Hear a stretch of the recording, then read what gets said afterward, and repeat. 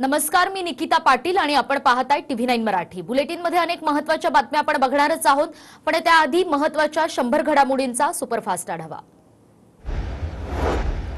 महाविकास आघाडी सरकारला आज 2 वर्ष पूर्ण झाली आहेत। राज्यातल्या जनतेने सरकारला आपलं मानून केलेल्या सहकार्यासाठी मी त्यांचे मनपूर्वक धन्यवाद मानतो, असं मुख्यमंत्री म्हणाले। महाविकास आघाडी सरकारने 2 वर्षांचा कार्यकाळ पूर्ण केलाय, त्या अनुषंगाने उपमुख्यमंत्री अजित पवारांनी सुद्धा जनतेचे आभार मानले। तर जनतेचा विश्वास सार्थ ठरवण्यासाठी एक निष्ठेने आणि प्रामाणिक प्रयत्न केल्याचं यावेळी त्यांनी म्हटलंय। राज्यातील ठाकरे सरकारच्या 2 वर्षाच्या कामगिरीवर विरोधी पक्षनेते देवेंद्र फडणवीस यांनीही प्रतिक्रिया दिली आहे। ठाकरे सरकारची कामगिरीच नाहीये तर सरकारचं मूल्यमापन करण्याचा प्रश्नच येत नाही, असं फडणवीस म्हणाले। तर महाविकास आघाडीला 2 वर्ष पूर्ण होत असून त्याच पार्श्वभूमीवर भाजप आमदार अतुल भातखळकर यांनी हे खंडणी वसुलीचं सरकार असल्याची टीका केली आहे। आणि यानिमित्त सामनात्मक विरोधकांवर निशाणा साधण्यात आलाय। राजकारणात सदैव खोटेपणाचा जय होतोच असं नाही, विरोधी पक्षाने नक्की काय गमावलं असा सवाल सामनातून करण्यात आलाय। नारायण राणेंच्या विधानानंतर मंत्री रामदास आठवले यांनी सुद्धा राज्यातल्या सत्ता बदलावर भाष्य केलंय।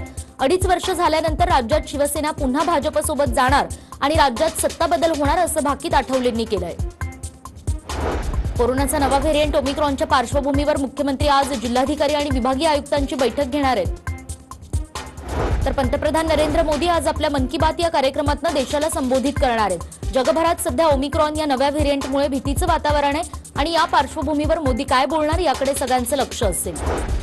दक्षिण आफ्रिकेतून भारतात परतलेले 2 प्रवासी कोरोनाबाधित असल्याची माहिती मिळतेय, मात्र या दोनही जणांना ओमिक्रॉनची लागण झाली की नाही हे त्यांचा तपासणी अहवाल आल्यानंतरच स्पष्ट होईल। आणि कोरोनाच्या नव्या व्हेरिएंटची महाराष्ट्र सरकारने सुद्धा गंभीर दखल घेतली आहे। या पार्श्वभूमीवर नगरविकास मंत्री एकनाथ शिंदे यांनी सर्व रुग्णालयांना कोविड सेंटरचं फायर ऑडिट करण्याचे प्रशासनाला आदेश दिलेत। आणि कोरोनाचा नवा व्हेरिएंट ओमिक्रॉनच्या पार्श्वभूमीवर राज्य शासन सुद्धा सतर्क झालेलं आहे। या नव्या व्हेरिएंटमुळे आता राज्यात नवी नियमावली लागू होण्याची चिन्ह निर्माण झाली आहे। कोरोनाचे नियम न पाळणाऱ्यांविरुद्ध दंडाची व्याप्ती वाढवण्याचा निर्णय राज्य सरकारने घेतलाय। रिक्षा टॅक्सीत बसलेल्या प्रवाशांना मास्क घातला नसेल तर प्रवाशाला 500 रुपये आणि रिक्षा आणि टॅक्सी चालकालाही आता 500 रुपये दंड आकारला जाणार आहे। आणि दुकानात जर ग्राहकाने मास्क घातला नसेल तर ग्राहकाला 500 रुपये आणि संबंधित दुकानदाराला 10,000 रुपयांचा दंड आकारला जाईल। मॉल्समध्ये ग्राहकांनी मास्क घातला नसेल तर मॉल्सच्या मालकाला 50,000 रुपये दंड आकारला जाईल। बाहेरच्या देशातून येणाऱ्यांनी लसीचे 2 डोस घेणं बंधनकारक असेल तर बाहेरच्या देशातून येणाऱ्यांना 72 तासाच्या आत RT-PCR रिपोर्ट निगेटिव्ह असणं बंधनकारक असेल। मुंबईच्या वानखेडे स्टेडियममध्ये होणाऱ्या भारत आणि न्यूझीलंड यांच्यातल्या कसोटी सामन्यासाठी 25% प्रेक्षक उपस्थित राहण्यास परवानगी देण्यात आली आहे। तर कोरोनाचा नवा व्हेरिएंट हा काळजी करण्यासारखा असल्याचा इशारा राज्याचे आरोग्यमंत्री राजेश टोपे यांनी दिलाय, मात्र देशात या प्रकारचा व्हेरिएंट अद्याप सापडला नसल्याची माहितीही टोपेंनी दिली आहे। आणि पंतप्रधान नरेंद्र मोदींनी कोरोनाच्या या नव्या व्हेरिएंटबाबत विशेष दखल घेतली आहे। दक्षिण आफ्रिकेतून भारतात येणाऱ्या प्रवाशांची विमानतळावर तपासणी करण्याच्या सूचना मोदींनी दिल्या आहेत। तर आफ्रिकेतून आलेला कोरोनाचा नवा व्हेरिएंट डेल्टापेक्षाही जास्त धोकादायक आहे आणि त्यामुळे नागरिकांनी अधिक काळजी घेणं गरजेचं आहे, नाहीतर देशात पुन्हा एकदा लॉकडाऊनची स्थिती होऊ शकते, असं डॉक्टर अविनाश भोंडवे यांनी म्हटलंय। आणि आफ्रिकेत आढळलेल्या कोरोनाच्या नव्या व्हेरिएंटच्या पार्श्वभूमीवर मुंबईचे आयुक्त इक्बाल सिंग चहल यांनी प्रशासकीय यंत्रणांना सतर्क राहण्याच्या आणि सर्वतोपरी काळजी घेण्याच्या सूचना दिल्या आहेत।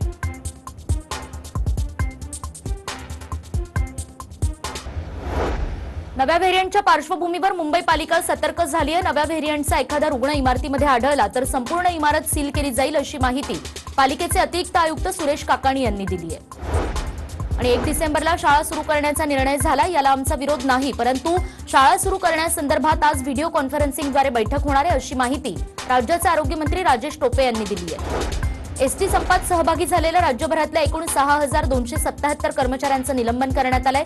काल दिवसभरात 3,010 कर्मचाऱ्यांवर निलंबनाची कारवाई झाली आहे, तर 496 कर्मचाऱ्यांची सेवा समाप्तीची कारवाई करण्यात आली आहे। एसटीचे पुणे विभागातल्या 34 कर्मचारी बडतर्फ करण्यात आले, तर 26 कर्मचाऱ्यांना सेवा समाप्तीची नोटीस देण्यात आली आहे। पुणे विभागीय वाहतूक अधिकारी ज्ञानेश्वर रणवणे यांनी ही माहिती दिली आहे।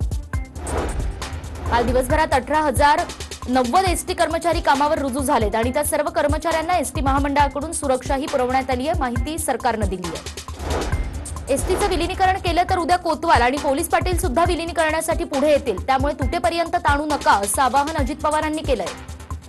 आणि जोपर्यंत एसटीचं विलीनीकरण होत नाही तोपर्यंत एसटी कर्मचाऱ्यांचा संप सुरूच राहील असं ॲडव्होकेट गुणरत्न सदावर्ते यांनी स्पष्ट केलंय। तर मुंबईच्या आझाद मैदानावर सुरू असलेल्या एसटी कर्मचाऱ्यांच्या संख्येत मोठ्या प्रमाणात घट झाली आहे। अनेक कर्मचारी हळूहळू आता कामावर रुजू होत आहेत। सांगली जिल्ह्यात जवळपास 2000 कर्मचारी हे आतापर्यंत पुन्हा एकदा कामावर परतलेत। काल जिल्ह्यात एसटीच्या 317 बस फेऱ्यांची नोंद झाली आहे आणि काल तब्बल 20 दिवसांनी औरंगाबाद ते जालना अशी बस धावली आहे। यावेळी प्रवाशांच्या चेहऱ्यावर काहीसा आनंद दिसून आलाय। औरंगाबाद सिडकोवरून जालन्याकडे जाणाऱ्या बसवर 2 अज्ञातांनी दगडफेक केली आहे। जालन्याच्या शेंद्रा गावाजवळ अज्ञातांनी ही दगडफेक केली आहे। नाशिक जिल्ह्यातील एसटीच्या 106 कर्मचाऱ्यांवर काल कारवाई करण्यात आली। काल दिवसभरात 4 वेगवेगळ्या ठिकाणी बसवर हल्ला झालाय आणि 22 कर्मचाऱ्यांनी सेवा समाप्तीची नोटीस दिली आहे।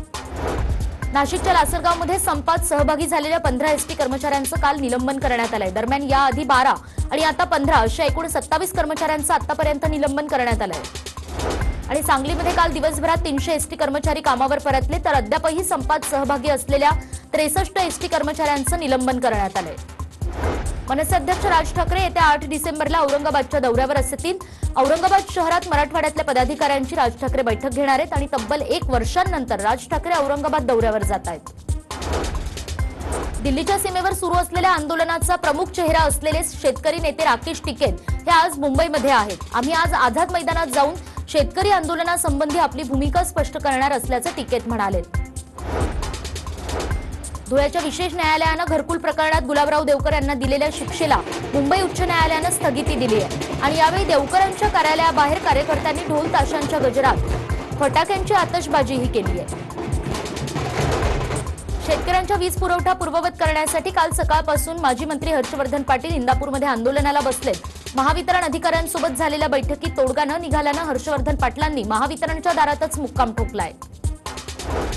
कळवा मुंब्र्यातल्या विकास कामांसाठी गेली 2 वर्ष निधी मिळत नव्हता, मात्र आता कुठेही जाण्यात अर्थ नाही, कारण पोरासाठी बाप कधीही तयार असतो असं जितेंद्र आव्हाड यांनी म्हटलंय आणि त्यावर पालिकेची आर्थिक परिस्थिती कमकुवत राहिल्यानं हा निधी मिळाला नसल्याचं नगरविकास विभागात श्रीकांत शिंदे यांनी स्पष्ट केलंय। अर्जुन खोतकर यांनी मॉल आणि कमर्शियल कॉम्प्लेक्स आणि इमारतीसाठी 100 एकर जागा हडपण्याचा प्रयत्न केलाय असा आरोप भाजपचे नेते किरीट सोमय्या यांनी केलाय। तर काल ईडीकडून अर्जुन खोतकर यांची 18 तास चौकशी करण्यात आली आहे। येत्या मार्चमध्ये भाजपचं राज्यात सरकार स्थापन होणार या राणेंच्या विधानाची छगन भुजबळ यांनी खिल्ली उडवली आहे। नारायण राणेंचा मार्च कुठला ते शोधावं लागेल असं भुजबळ म्हणाले। महाविकास आघाडी सरकारच्या स्थापनेत महत्वाची भूमिका बजावलेल्या संजय राऊतांच्या घरी सध्या लगीनघाई सुरू आहे। राऊतांची कन्या पूर्वशीचा 29 तारखेला विवाह सोहळा आहे। लग्नाआधीच्या मंगलविधी आणि संगीत यासाठी हे कुटुंब पवईतल्या रेनेसा या सप्ततारांकित हॉटेलमध्ये एकत्र जमलंय। देवेंद्र फडणवीस यांनी आज शिवशाहीर बाबासाहेब पुरंदरे यांच्या कुटुंबियांची पुण्यातल्या पर्वतीमध्ये जाऊन भेट घेतली। तसंच एक जागतिक दर्जाची शिवसृष्टी ही तयार झाली पाहिजे असंही फडणवीस म्हणाले। अर्जुन खोतकर सभापती असलेल्या जालना बाजार समितीची ईडीकडून चौकशी करण्यात आली। 2 दिवस समितीच्या कार्यालयात ईडीकडून झाडाझडती झाली आणि 2 दिवसांच्या या चौकशीनंतर ईडीचं पथक औरंगाबादकडे निघालं। पुणे आणि पिंपरी चिंचवडमध्ये कोरोनासाठी तयार करण्यात आलेली जम्बो रुग्णालयं ही 31 डिसेंबरपर्यंत सुरू ठेवण्यात येतील अशी माहिती पुण्याचे पालकमंत्री अजित पवार यांनी दिली आहे। गोंदियाच्या तिरोडा तालुक्यात काल कोरोनाचे 7 नवे रुग्ण आढळले। दरम्यान गेल्या अनेक दिवसांपासून नियंत्रणात असलेल्या कोरोनानं पुन्हा डोकं वर काढल्यानं प्रशासन आता अलर्टवर गेलंय। सीएनजीच्या किमतींमध्ये गेल्या 2 महिन्यात तब्बल 3 वेळा वाढ झाली आहे आणि त्यामुळे टॅक्सीच्या भाडेदरात किमान 5 रुपये वाढ करा अशी मागणी आता टॅक्सी मेन्स युनियननं केली आहे आणि ही वाढ केली नाही तर संपावर जाण्याचा इशाराही युनियननं दिलाय। मध्य रेल्वेच्या ठाणे कल्याण अप आणि डाऊन धीम्या मार्गावर आज सकाळी 11 ते दुपारी 4 पर्यंत मेगा ब्लॉक असेल, तर हार्बर लाईनवर सीएसएमटी ते चुनाभट्टी दरम्यान सकाळी 11 पासून ते पावणे 5 पर्यंत अप आणि डाऊन मार्गावर मेगा ब्लॉक असेल। राज्यात 29 आणि 30 नोव्हेंबरला पावसाचा अंदाज हवामान खात्याकडून वर्तवण्यात आलाय। मुंबई आणि कोकणसह मध्य महाराष्ट्रात मेघगर्जनेसह पावसाची शक्यता हवामान खात्याने वर्तवली आहे। मुंबई ते नागपूर समृद्धी महामार्गाचं आतापर्यंत एकूण 75% काम पूर्ण झालंय। यातील नागपूर ते शिर्डी या पहिल्या टप्प्यात 90%पेक्षाही जास्त काम पूर्ण झालंय आणि संपूर्ण प्रकल्पाचं काम येत्या सप्टेंबर 2022 मध्ये पूर्ण करण्याचं नियोजन MSRDCनं केलंय। जुना मुंबई पुणे महामार्ग, नाशिक महामार्ग आणि सातारा महामार्गावरची जड आणि अवजड वाहतूक पहाटे 4 ते सकाळी 8 वाजेपर्यंत आता बंद असणार आहे. वारकऱ्यांच्या दिंडी दरम्यान झालेल्या अपघातामुळे हा निर्णय घेण्यात आलाय. केंद्रीय खत मंत्रालयानं तब्बल 16 लाख टन युरियाची आयात करण्याचा निर्णय घेतलाय. केंद्र सरकारच्या या निर्णयामुळे बांधावर राबणाऱ्या शेतकऱ्याला मोठा आधार मिळणार आहे. आणि माझ्यावर पाळत ठेवली जाते या नवाब मलिकांच्या आरोपावर भाजप नेते प्रसाद लाड यांनी टीका केली आहे. सातत्यानं मीडियात राहण्यासाठी तसंच मंत्री म्हणून काम करायचं नसल्यानं मलिकांकडून हे आरोप केले जातात असं लाड म्हणाले. अहमदनगरच्या कर्जत नगरपंचायतीसाठी रोहित पवार विरुद्ध राम शिंदे असा सामना रंगणार आहे. मी मंत्री असताना विकास कामं झालीत, मात्र 2 वर्षापासून कुठलंही काम झालं नाही असं म्हणत राम शिंदे यांनी अप्रत्यक्षरित्या आमदार रोहित पवारांवर निशाणा साधलाय. अकोल्यामध्ये एका लग्न सोहळ्यात राष्ट्रवादीचे आमदार अमोल मिटकरी यांनी चक्क मंगलाष्टक म्हटल्याचं पाहायला मिळालं. नागपूर विधान परिषद निवडणुकीत दगाफटका होऊ नये यासाठी भाजपने नगरसेवकांना पर्यटनाला पाठवण्याचा निर्णय घेतला होता. मात्र विमानाची तिकीटं मिळत नसल्यानं पक्षाकडून आता दुसरा पर्याय शोधला जातोय. बोरीवली क्रीडा महोत्सवाचं खासदार गोपाळ शेट्टी यांच्या हस्ते उद्घाटन करण्यात आलं. दरम्यान 27 नोव्हेंबर ते 5 डिसेंबर पर्यंत हा क्रीडा महोत्सव सुरू असेल. कन्नड घाटात ट्रक चालकांकडून पैशाच्या वसुली प्रकरणी 4 पोलिसांचं निलंबन करण्यात आलंय. जिल्हा पोलीस अधीक्षक डॉक्टर प्रवीण मुंढे यांनी ही कारवाई केली आहे. पालघरच्या वाडा शासकीय विश्रामगृहाचं वीज बिल थकल्यानं वीज कनेक्शन तोडण्यात आलंय. त्यामुळे गेल्या 4 दिवसांपासून विश्रामगृहात अंधार आहे आणि देखभाल करणाऱ्या तसंच विश्रामगृहात येणाऱ्या लोकप्रतिनिधींचीही गैरसोय होतीये. पंजाब काँग्रेसचे अध्यक्ष नवजोत सिंग सिद्धू यांनी शिरोमणी अकाली दलाचे प्रमुख सुखबीर सिंग बादल यांनी केलेल्या आरोपांना प्रत्युत्तर दिलंय. जर डीजीपींना भेटून पोलिसांवर दबाव आणल्याचं बादल यांनी सिद्ध केलं तर मी राजकारणाला रामराम ठोकेन असं सिद्धू यांनी म्हणालंय. पाणीपुरवठा आणि स्वच्छता मंत्री गुलाबराव पाटील यांच्या मुलाच्या विवाहासाठी अनेक मंत्री जळगावात उपस्थित राहणार आहेत. त्या पार्श्वभूमीवर जळगावच्या जिल्हाधिकाऱ्यांनी कार्यालय प्रमुखांना 3 दिवस मुख्यालय न सोडण्याचे आदेश दिलेत. बनावट फेसबुक अकाउंट उघडून सुंदर मुलगी असल्याचं भासवून मुलांना लुटणाऱ्या एकाला पोलिसांनी मुंबईमधून अटक केली आहे. संत ज्ञानेश्वर महाराज यांच्या संजीवन समाधी सोहळ्यासाठी वारकऱ्यांनी आळंदीची वाट धरली आहे. त्यामुळे पुणे नाशिक महामार्गावरून माऊली नावाचा जयघोष करत दिंड्या आळंदीकडे रवाना होताना पाहायला मिळत आहेत. उल्हासनगरमध्ये दारूसाठी गावगुंडांनी हैदोस घातल्याची घटना शुक्रवारी घडली होती आणि या आरोपींना अगदी काही तासातच बेड्या ठोकत पोलिसांनी त्यांच्याच परिसरातून त्यांची वरात काढली आहे. 4 वर्षीय चिमुरडीवर अत्याचार झाल्याच्या घटनेमुळे चाळीसगाव शहरात खळबळ उडाली आहे. या प्रकरणी पोलिसांनी नराधमाला ताब्यात घेतलंय. ठाण्याच्या माजीवडामधल्या फ्लायओव्हर खाली उभ्या असलेल्या मिनी बसनं अचानक पेट घेतल्याची घटना घडली आहे. सुदैवानं प्रवासी नसल्यानं दुर्घटना टळली, मात्र बस पूर्णतः जळून खाक झाली आहे. आणि वाहतूक पोलिसांच्या कारवाईला कंटाळून तेलंगणातल्या आदिलाबादमध्ये एकानं स्वतःची दुचाकी पेटवून दिल्याची घटना घडली आहे. दिवसभरात दुसऱ्यांदा दंड आकारल्यानंतरही संतापलेल्या दुचाकीस्वारानं भर रस्त्यात दुचाकी पेटवून दिली. पुण्यातील कोकण हेरिटेज राईड ग्रुप देशभरात बाईक रॅली काढतायत. ठराविक काळानंतर वाहनं स्क्रॅप करण्यात यावीत या सरकारच्या निर्णयाला विरोध दर्शवण्यासाठी ही बाईक रॅली काढण्यात आली आहे. सोलापूर पुणे महामार्गावर शनिवारी रात्री उजनी धरणाच्या समोर भीमानगरमध्ये टँकर आणि ट्रकची समोरासमोर धडक होऊन भीषण अपघात झालाय. या अपघातात 5 जण जागीच ठार झालेत तर 6 जण गंभीर जखमी आहेत. हज यात्रेसाठी अर्ज प्रक्रिया सुरू आहे आणि 31 जानेवारीपर्यंत या यात्रेसाठी अर्ज करता येणार आहे. अर्ज प्रक्रिया पूर्ण झाल्यानंतर दिलेल्या क्रमांकाच्या आधारे नावांची निवड होणार आहे. लस घेतली नाही तर पेट्रोल नाही, वेतनही मिळणार नाही, तसंच सरकारी कार्यालयातही प्रवेश मिळणार नाही अशी भूमिका औरंगाबाद जिल्हा प्रशासनानं घेतली आणि त्यानंतर आता प्रत्येक लसीकरण केंद्रावर लसीकरणासाठी रांगा लागलेल्या पाहायला मिळत आहेत. गेल्या 3 दिवसात औरंगाबादमध्ये 65,000 नागरिकांनी लस घेतली आहे. तर नाशिक शहरात जिल्ह्यात कमी अधिक प्रमाणात रोजच कोरोनाचा धोका वाढतोय. त्यामुळे गर्दीवर नियंत्रण आणण्यासाठी आता कडक कारवाईला सुरुवात झाली आहे. अवकाळी पावसामुळे नुकसान झाल्यानंतर भाजीपाल्याचे दर गगनाला भिडले. टोमॅटो सफरचंदापेक्षाही महाग झालाय तर वाटाण्याचे दरही 100 पार गेलेत.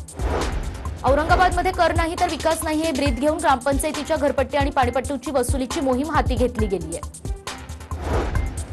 चंद्रपूरच्या वेंडलीमध्ये शेतकऱ्याला महावितरणनं मीटर नसतानाही चक्क 5,330 रुपयांचं बिल पाठवलंय आणि आता हे वीज बिल माफ व्हावं अशी मागणी शेतकऱ्याकडून केली जाते.